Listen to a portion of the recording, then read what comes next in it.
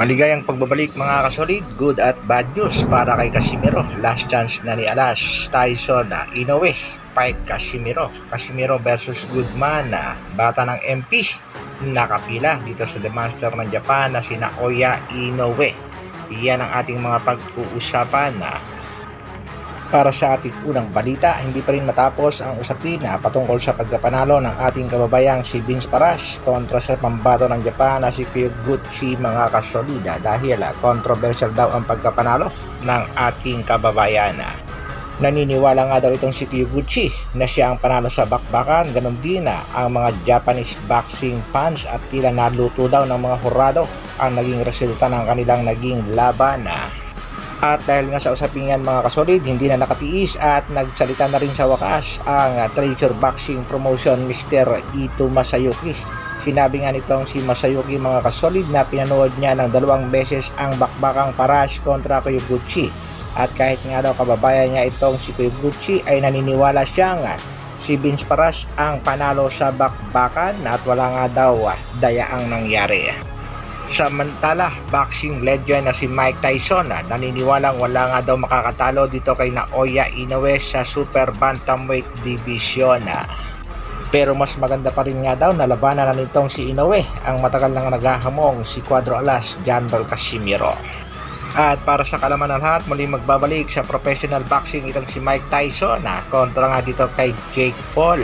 Itong si Jake Paul ay may kartada sa professional boxing na 9 wins at iisa pa lang ang talo, samantalang si Tyson 50 wins, merong 6 na talo. Marami nga nagsasabi mga kasolid na napakadelikadong laban ito para kay Mike Tyson. Liyamado sa lahat ng anggulo itong si Jake Paul.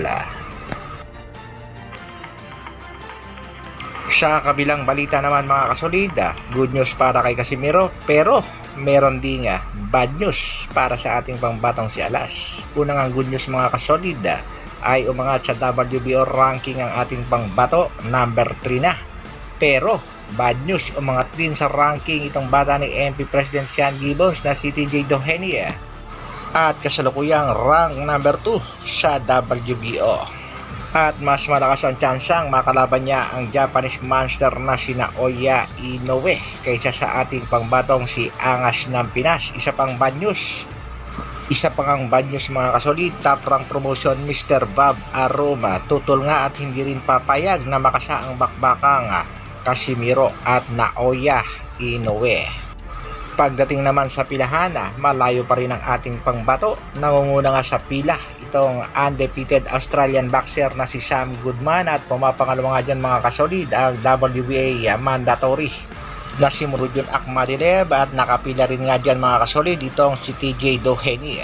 Isa pa nga sa mga plano ng MP Promotion ay kung sakaling mananalo itong si Astrolabio kontra nga dito kay Junto Nakatani ay balak din itong mga kasolid na itapat itong si Astrolabio dito sa Japanese monster na si Naoya Inoue. Tila hindi nga pagbibigyan ng MP President Sean Gibbons na makalaban ng Japanese monster ang ating pangbatong si Angas ng Pinas. Ayon nga sa mga boxing fans at mga taga-suporta ng ating pangbato, iisa na lang ang pag-asa ng ating pangbatong si Alas. Yan nga ay kung sakaling makukuha ng Treasure Boxing Promotion ang laban kontra dito sa undefeated na si Sam Goodman. O kaya naman ay may kakasahan ng Treasure Boxing Promotion ang laban ni Casimiro kontra naman dito kay TJ Doheny.